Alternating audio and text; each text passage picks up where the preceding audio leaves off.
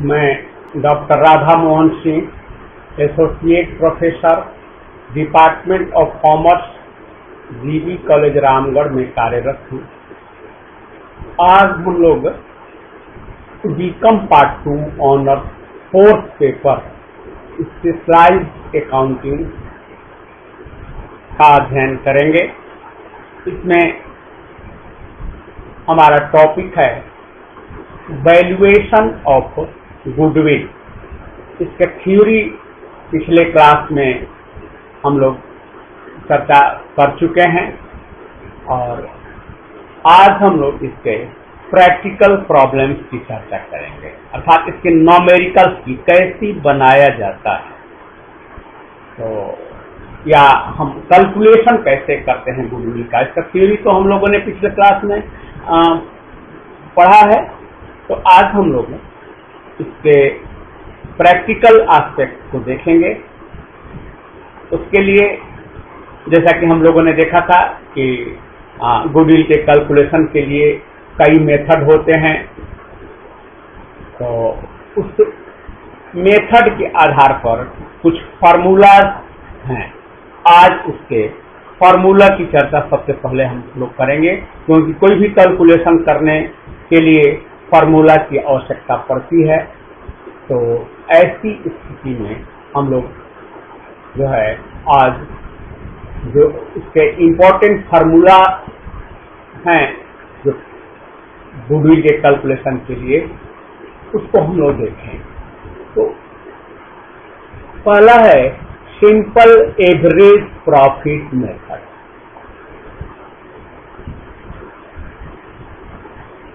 इसमें गुडविल को कैलकुलेट करने के लिए है कि goodwill is equal to average profit into number of years purchase.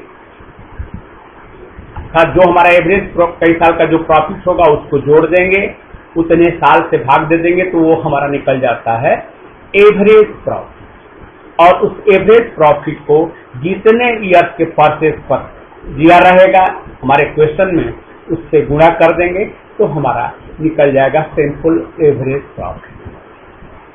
हमारा दूसरा होगा वेटेड एवरेज प्रॉफिट मेथड। इसमें गुडविल का कैलकुलेशन करते हैं, अगर वेटेड तो weighted average profit into number of year purchase. ये तो ए हो गया। बी हमारा होगा सुपर प्रॉफिट मेथड, क्योंकि जितने मेथड हैं उसके अलग अलग फॉर्मूलाज हैं, तो हम लोगों को उसी का आज देखना है। तो हमारा बी है सुपर प्रॉफिट मेथड। इसमें गुडविल के कैलकुलेशन के लिए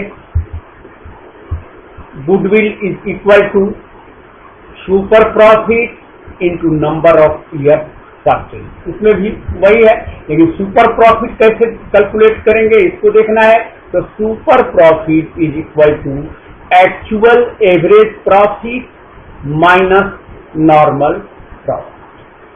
यह निकाल लेंगे तो हो जाएगा हमारा सुपर प्रॉफिट, और उस सुपर प्रॉफिट में नंबर ऑफ ईयर्स परचेज को हम मल्टीप्लाई कर देंगे तो हमारा निकल जाएगा सुपर प्रॉफिट जो है। अब सी है कैपिटलाइजेशन ऑफ प्रॉफिट मेथड। इसमें A by capitalisation of average actual profit. इसमें गुडविल निकालने का तरीका है कि goodwill is equal to actual profit divided by normal rate of profit into 100 minus net tangible asset और कैपिटल एम्प्लॉयड। कैपिटल एम्प्लॉयड कैसे निकलेगा? तो capital employed is equal to total tangible asset minus outsider liability. तो यह हमारा निकल जाएगा capitalisation of profit method. अब इसी में बी है कि by capitalisation of super profit.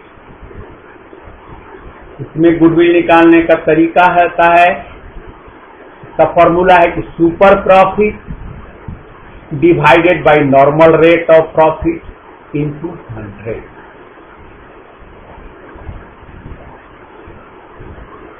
इसके बाद डी है कि एन्युटी मेथड। इसमें पहला जो गुडविल कैलकुलेट करने का फॉर्मूला है वो है एन्युटी मेथड में कि goodwill is equal to super profit into present value of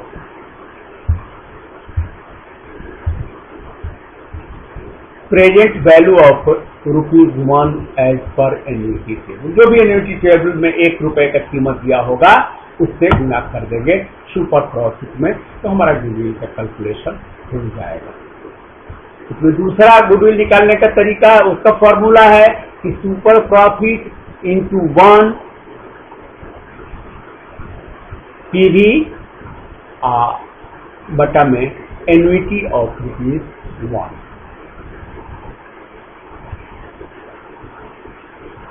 अब इसके बाद वो तो हो गया डी। अब ई, कई तरीके हैं, हर तरीके के अलग अलग फार्मूलाज हैं, तो उनको हम लोग अलग अलग ध्यान में रखेंगे तो बेहतर होगा। तो ई है वैल्यूएशन ऑफ परचेज गुडविल या purchase consideration method, purchase goodwill या परचेज कंसीडरेशन मेथड।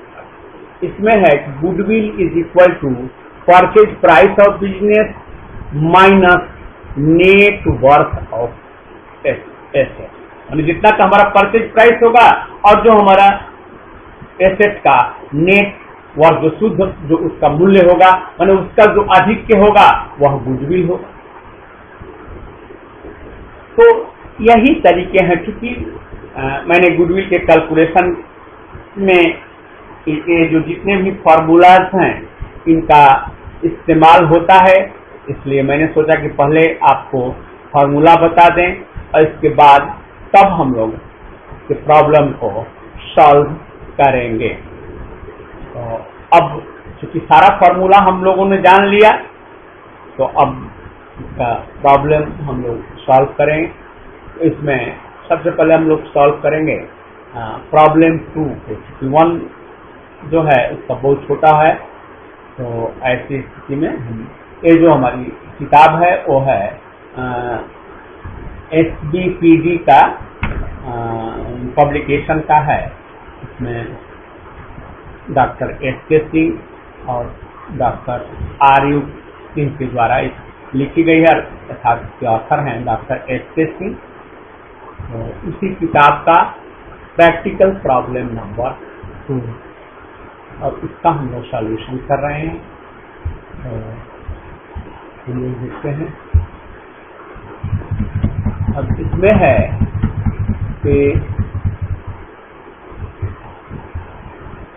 अब हम कैलकुलेशन ऑफ एवरेज प्रॉफिट निकालने के लिए कर रहा है, जिसमें जो कि ऑलरेडी दिया हुआ है कि 31 मार्च 2013 को प्रॉफिट है 1,50,000, 31 मार्च 2014 को है वही 1,20,000 और 31 मार्च 2015 को है 1,80,000। 3 साल का प्रॉफिट दिया हुआ है और 1 साल का 2016 में 31 मार्च 16 का लॉस दिया हुआ है। तो सबसे पहले हम लोग इस सारे प्रॉफिट्स को जोड़ लेंगे। तो 1,50,000 प्लस 1,20,000 और प्लस 1,80,000 इज इक्वल टू 4,50,000। ये तो हो गया हमारा प्रॉफिट। और 31 मार्च 2016 को लॉस है 1,70,000। अब 1,70,000 का लॉस है, लेकिन 2016 है उसमें जो है कैपिटल एक्सपेंडिचर हुआ है, जैसे कि चार्ज कर दिया गया है ट्रेवलिंग एक्सपेंसेस। तो कैपिटल एक्सपेंडिचर जो होता है वह चूंकि अस्थायी प्रवृत्ति का खर्च है, तो इसलिए जो है चूंकि इससे कैपिटल का निर्माण हुआ है, इसलिए यह एक्सपेंसेस नहीं माना जाएगा। इसलिए क्योंकि इससे एक संपत्ति का निर्माण हुआ होगा, तो इसलिए इस लॉस में से 1,70,000 में से उस 50,000 को घटा दिया जाएगा, अर्थात रियल लॉस है 1,20,000। 1,20,000 है।